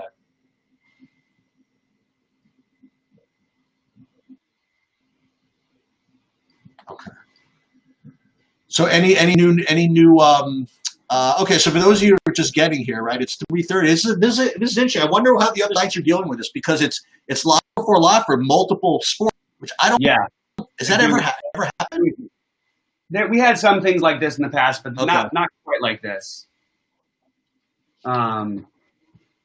So what we got to do is I want to double check injury news. I want to double check everything. But you know what's cool is that everything is kind of late. Is late swap. Boy, oh boy, I really.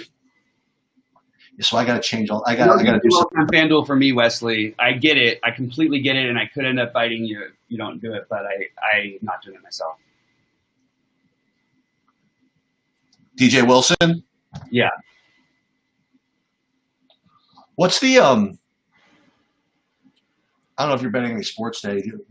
What's the spread on that Memphis game? I don't know. Okay. I looked at it earlier, but I just haven't had a chance in the last little bit. I need to jump over to the other so I can hear the weather report for Philly. What do you need to do? I need to hear the weather report in Philly. Okay. So I'm going to jump over. How it is. What's that? Let me know how it is. All right. I got to change my FanDuel lineups anyway. So hold on, let me. Because I got all these guys that are scratched, so I have to. So what I'm doing. You talk about Tim Birch, by the way. We like him a little bit. I like him a little bit with potential, and he's also in the last game. I can play him and Hayes and get the last game sort of exposure, so I don't need to worry about. I can pick up anything that comes around later. In fact, I absolutely adore this lineup I've got on. I mean, I'm just crazy about it on DraftKings. But I honestly, I want to find pivots off of it, but I don't even want to change it. Do we have to worry about So with I want to ask about your Niang idea. Does he have to start? Does he have to start? Yeah. Okay. It would be nice if he did. It's a volatile-ish play, but we want to see what happens later. And then honestly, you can always postpone it to somebody in the Orlando game, like Gary Clark or something, like or Bert, like, you know what I mean? Like, there's other ways you can go with it. I don't know where I feel about this Birch thing, to be honest with you, because I feel weird having him in like a big buck. Why do I keep doing that? No, I didn't start with that time. Bridges, Ayton, Booker, Lillard, Brooks, Birch. Okay, hold on, let me see something. Shit, I need the weather report. Now, what are you doing? You're calling in for it? So I'm going to crunch time. It's the only time. Oh. Yeah, it's the only time. It's the only way to get the actual weather for this stuff. They have the one thing nobody else has, which is the weatherman. And a good one. All right. Is there anything on Twitter about it or no? I mean, it's just his updates that I trust. I don't listen to anything. No, I mean, I don't know. Maybe later plays that don't. It's only from him that I get it. So he's right here, so I don't know. We can take those after. I'll take it. We can just bottom here. Because there's no hurry for anything other than the Phillies game. But I'll be around. Okay, excellent. Then hang I'll tell you, man, bad for him. That's a rough job. He's either going to talk us through some basketball or explain how many lineups he just put in while listening to Cheese. How many baseball lineups? You can't even write in chat. It's so annoying. Sunflower seeds. No, Bobby, that sound is being through. All right, I'm just going to leave this thing. So what I'm doing now, I'm going to see if I can find anything Phillies weather, and let me see if that can help out a little bit.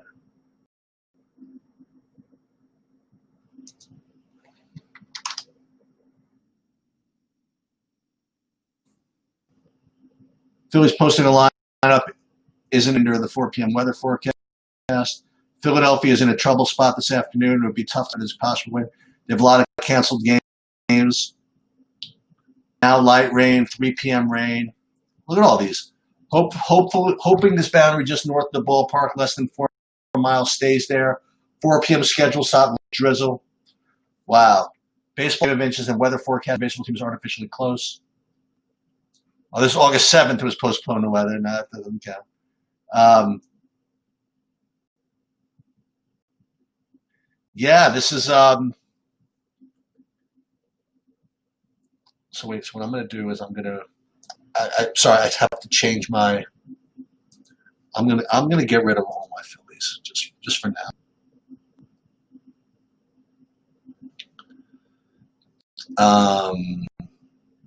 Yeah, that's perfect. So what we're going to do is we're going to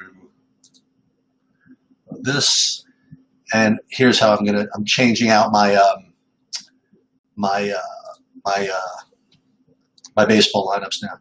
So let's well, I don't want basketball. I want the baseball. So those of you who don't know how to do this, and this is standard type stuff. So what you do is you hit CSV edit, okay, and then we download this over here.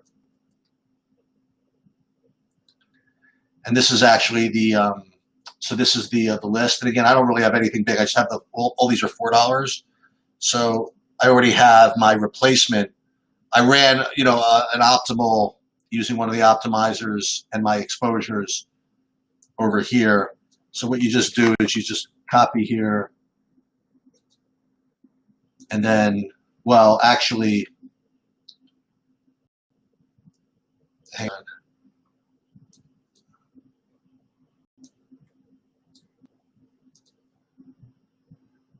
What we do is, well, I got to re-download. I'm sorry. So what we do again is we cut here. I mean, we copy here.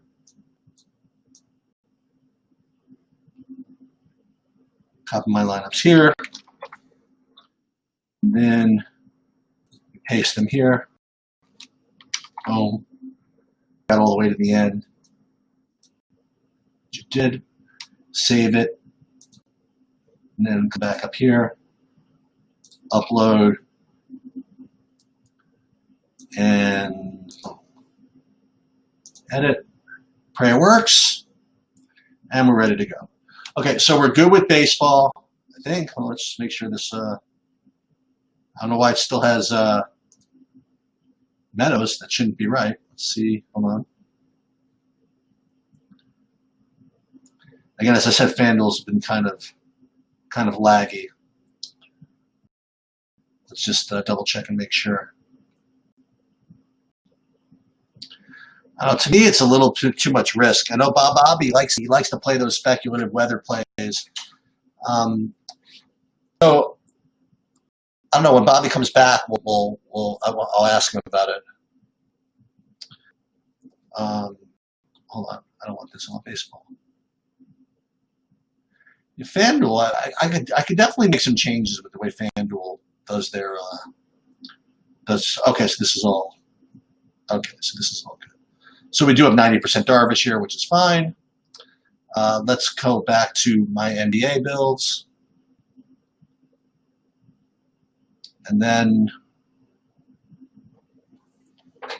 we're going to go back and we're going to check my Discord for is it cool for me to I'm gonna pull up my Discord.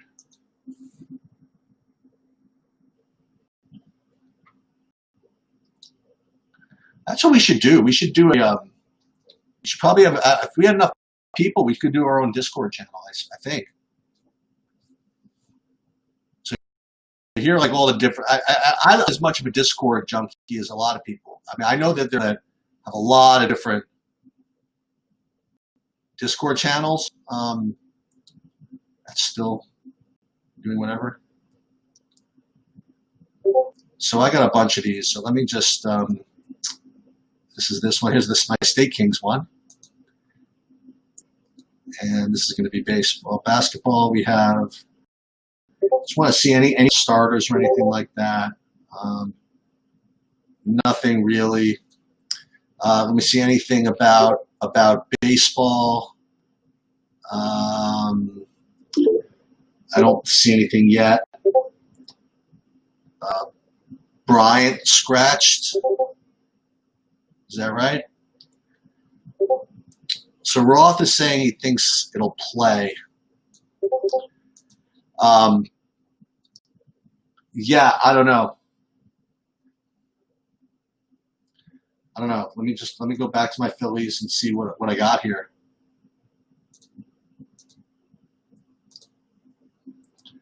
I don't know, that's a lot of variance, man, and all you're getting from it is ownership, right? I personally am not into playing guys from rain game. I just assume X the whole thing out, but that's just me. Because even if you're right and you get what you want,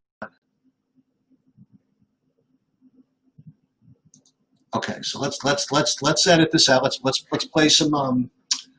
Let's do some editing. We've got plenty of time. Got a full 20 minutes. So this again is my Darvish Glass Now build, right? So this is, man, this is a really good build. You know what I mean? And I could keep this the way it is, and kind of swap out Dodgers based on, you know, on who starts and all this stuff. But what we can do is let's fill in some of this stuff. So this we'll make like a 2x2. So we'll take Pollock, put Senzel in, and let's get a little less chalky with Tampa. So let's put in the guy I said from the Reds I wanted, who was Winker, because you get Winker, Senzel over there, and now you can get $4,000 one off at shortstop if I want that. But what you could do is you could play a 5, 6, 8 and use Galvis. Now you don't have to play the minimum cost catcher. And what you could do is not play the Tampa guy at all. And you could play Martinez instead of Brousseau. That is something you can do. Or you could play Morant, but I think Brousseau is just a really, really strong play. So let's keep him in. And, well, this leaves 700 on the table, but this is really, really good. All right, let me see what I can improve here. If I don't want to play Barnes at 2,200, what do I get? Oh, I can get Zanina, and I can get the 9-1. That's probably worth doing. Or I could play Barnhart and get a little more meat out of this Cincinnati thing. You know what? That's fun. That's actually kind of fun. Let's do that one. So it's going to be Reds. It's not really a big buy-in type field lineup. We'll put it in the relay throw. You know, we'll put it in the slap hitter also. Okay, so I kind of like that. Okay. Bobby will be back, I think, in a minute. So we got still 20 minutes left. So again, we're trying to like differentiate a little bit over here. Here's another. Let's do another Darvish class now. And again, we still like the Dodgers. And that's going to be probably who we either lock in or however you want to call it. So let's like if we take out all these Tampa guys, for example, and let's just use some Cubs, but only a couple. So let's, as I said, we'll use Brian. Okay. How about just the 1-2? Excuse me, not the 1-2. The other guy on Chicago I wanted to use was the second baseman, wasn't it? Was Bote? Yeah. So we can move Muncy over to first base. We could do this if we wanted to.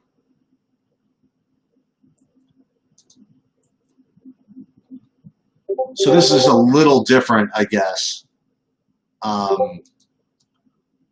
So this gets a little bit of the Cubs, and this. Oh, I could do this, and then you could play Brousseau over here. So this is more Cubs Dodgers. Darvish Glass now with Cubs and Dodgers. Getting a lot of this Brousseau character. So this looks okay, and we could screw around with this a little bit later. But who am I giving up? So what else could I get for 3,700 at second base? I mean, not much. I'm not really getting that much. So let's put Bote back in there. And we could certainly get a little more juice out of here. So maybe we go back to that one off from Cincinnati. Winker. That could be interesting.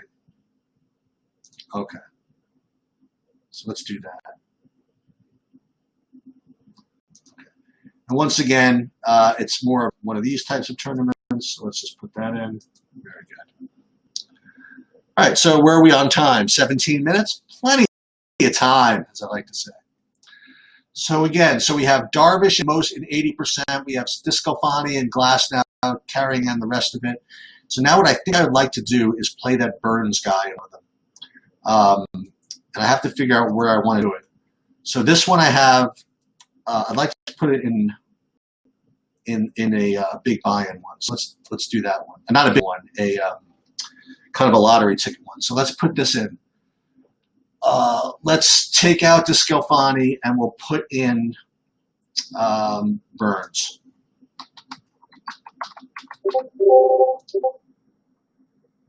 Okay. So we put Burns in here. Then we get to do some cool stuff. Like what we can do here is now we can get up to these Padre dudes. So we can get Tatis up here. This is pretty strong, actually. Look at this lineup. I mean, you just got to get Burns to do some business. Then you can end up with Turner. You don't even need Brousseau here, do you? What you can do is you can put Muncy over to first base. Right? Move Muncy over to first. And then what does that leave you here at second? You still keep your Barnes in here. This is fine. It's pretty cool. I mean, you get Tatis as a one-off. What is Machado? Let's stick with Machado or Pham. Let's take a look at those guys. So Pham's price is $3,900. Doesn't do it for me. What about Machado. Machado at third base, 4,200. I much prefer Turner, but I have him in the lot already. So why don't we use this one and put Machado? I see where we're headed here. Now at catcher, we can get up. Well, we have these two Red Sox guys, so we could play him in here. Okay, so this one could be fun actually. This one could win a lot. Let's put that one in here like that. Boom. Now let's just take a look at what our lineups look like here. So this one is now I gotta differentiate because I have two basically identical lineups in the 3 entry bag. So we have to. Now I could just shuffle these Red Sox and these Dodgers a little bit later. Maybe that's not the worst idea in the world. But for now, let's do a couple of just one off, a couple of 2x2s here. Who else did I even like at shortstop today? Well, you could certainly play Baez as a one-off, and if I did that, I'm going to play Baez as a one-off over there. I mean, nothing's that great over here. So I'm a little concerned with what to do with this one. Maybe I just keep this as is and just shuffle these Dodgers a little bit later on. I have to remember to do that, but it's not the worst idea in the world, right? Kind of like this lineup. You know, and it's possible, as I said, it's possible that what's his name, that Pollock doesn't even get the start, which is going to require me to then, you know, do some funny business. So let's see if I did this one with some Reds. I just don't like playing Votto. I don't like playing Votto, but who else was there at first base that I could even play? You could play Moreland. So this is a little. I know what to do. I think I know what to do. What I think I'm going to do is probably make another. I think I got this. Maybe this won't be a Darvish glass now after all.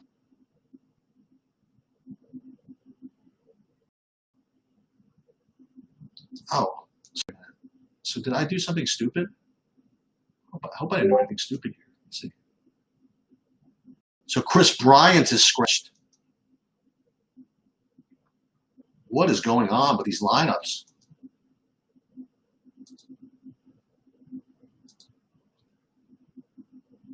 So Chris Bryant is scratched. So it's going to be his. No, it's going to be Jacques. Is who that's going to be. Except that's 6 people. Except that is 6 people. This is such a great lineup, though. Can I play 6? That would be so nice. One with Urias. Okay, so let's put in another 3K outfielder instead. Ah, this is where you go Verdugo. Oh, beautiful. This one's sweet, actually.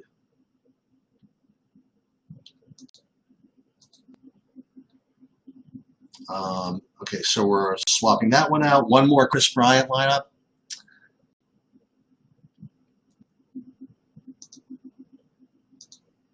So this is Baez, which is fine.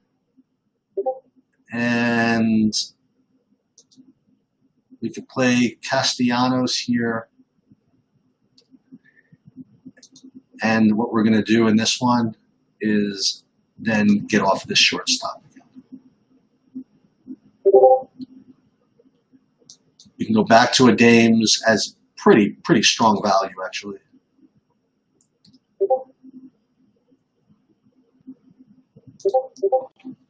Backed up to him. And so we have Turner and Bellinger. Lau is 4,400. It's kind of tough to fade, right?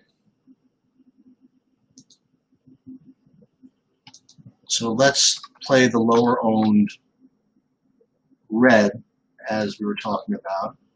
Then we could pay up a little more at shortstop. No, I still like this little mini stack with the Reds. And now, this is what we do.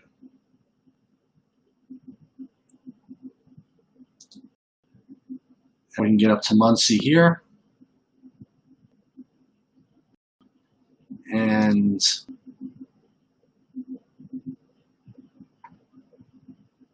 get up to Muncie here. And this one goes down to Scalfani, and now we're in business.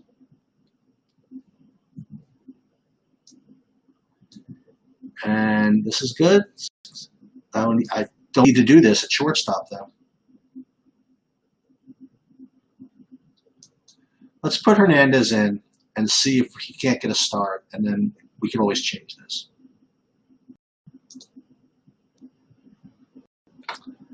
Okay. Still looking what we have here. So this one looked really, really strong. The no Glasnow lineup, which I like. Martinez and Verdugo. Let's just make sure that I didn't do anything stupid with Verdugo. Good, good, good, good. Feels like having a Dames is probably not the smartest idea in the world. There's so little at shortstop. You could play Baez if you want. You can certainly go ahead and do that as a one-off.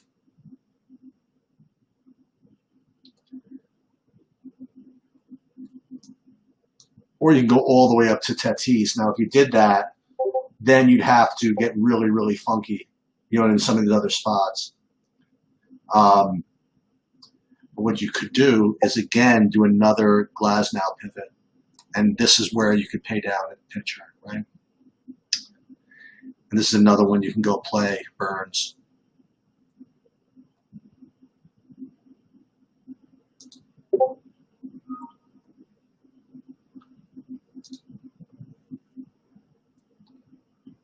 Burns here. Then you have all these Dodgers. You have a one-off with Tatis. You have, wow. This looks pretty good, man. This could be pretty strong. So you have Tatis one off. You have Bellinger. You have Lowe. You have Pollock, and we can always swap out Pollock if we don't get what we want out of that. That's pretty interesting.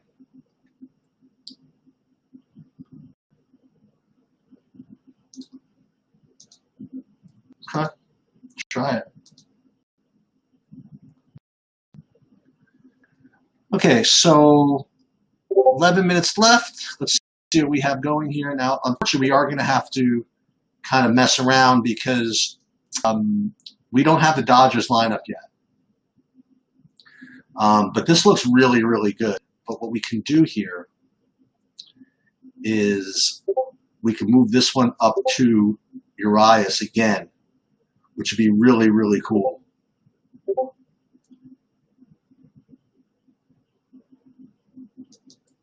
We can get rid of Lau and replace him with one of those Reds that we liked, right? With Winker, that works. I didn't think I have enough Renfroe for some reason. Let's put two of these over there.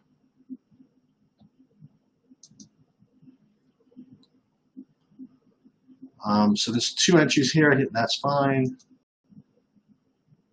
That's fine. This one we have to differentiate a little bit.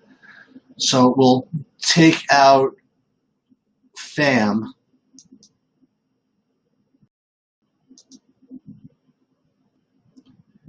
And we'll do his sneaky one-off Reynolds.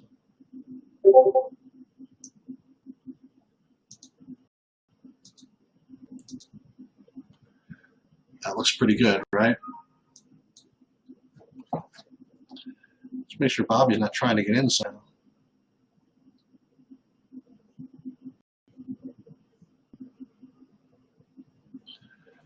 Yeah, so we're good.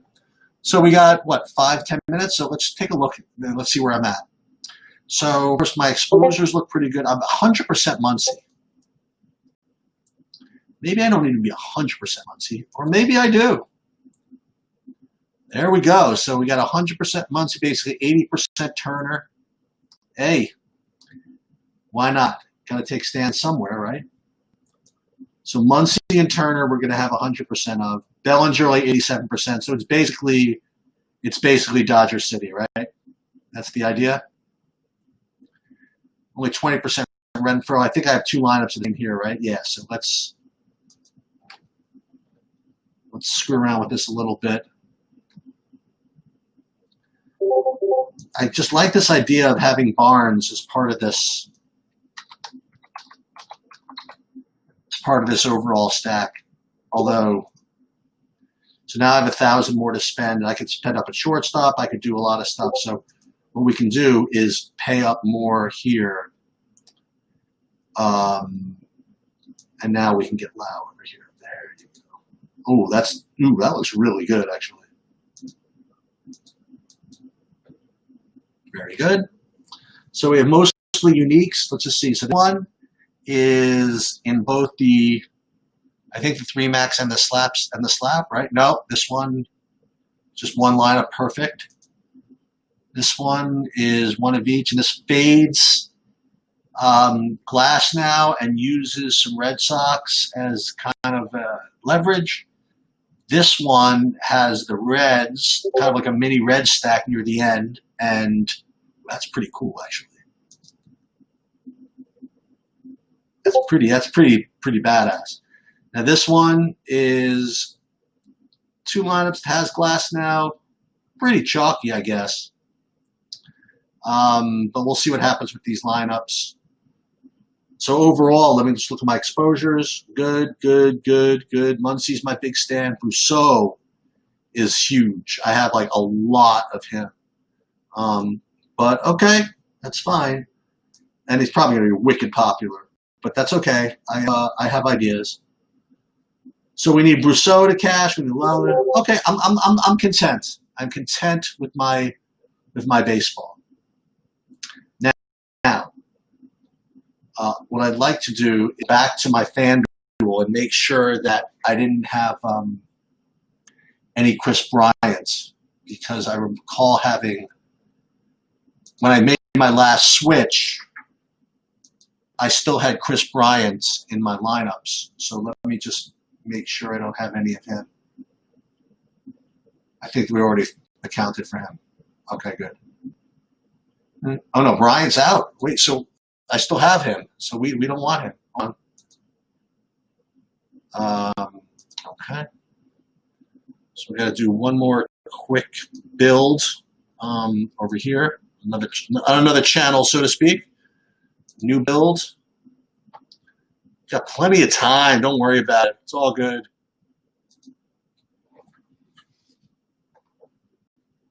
All right. Plenty of time. I don't know why they're still showing Bryant as starting, but on DraftKings it wasn't. I have to double check this now.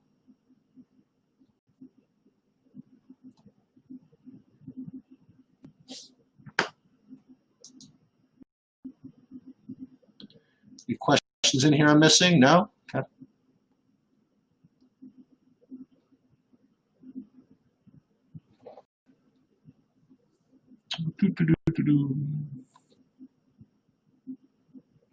I do have a little time before the game goes off, but it's really kind of annoying when this is not processing as fast as I want. Let's go back to baseball. Let me just make sure that. Yeah, I think that Brian is no good. So we have to change all these lineups. But the good thing is we can do this pretty quickly. We have, what do we got? How much time do we have? Like 5-10 minutes? Plenty of time. 4:05. It's just taking a while to build these things. I don't know what's going on here, but it's almost done. After it's done, I'll do a CSV edit, and then I'll be done with baseball, and then I'll be done with everything. So let's just take a look. I know I don't technically have to have it done now, but I do want to get all these in. So let's CSV edit this. And then I don't want that. I don't want this either.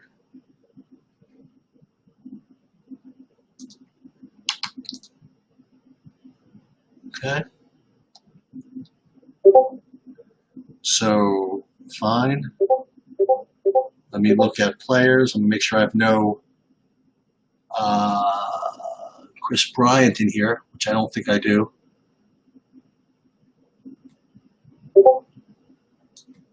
See, catcher, first base. No Chris Bryant. Good. So let's download these. Okay, we're going to just make one last CSV edit. Boom. Download this. Launch this up here. Almost done. Plenty of time. Okay. Copy. Paste. Boom. Saved. Boom. Upload. Come on, computer. Good, good. Boom. Yes. All right. Very, very nice.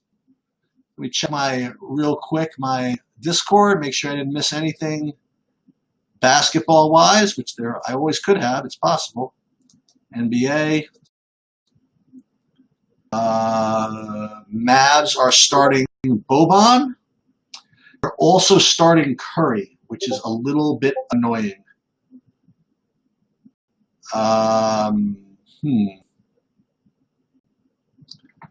Okay. Well, we are locked. I mean, not locked, but we're good. So what I think I'm going to do is I'll take a couple of questions if anybody has any, and then I'm going to get out of here.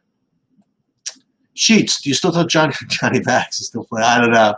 I really have no idea.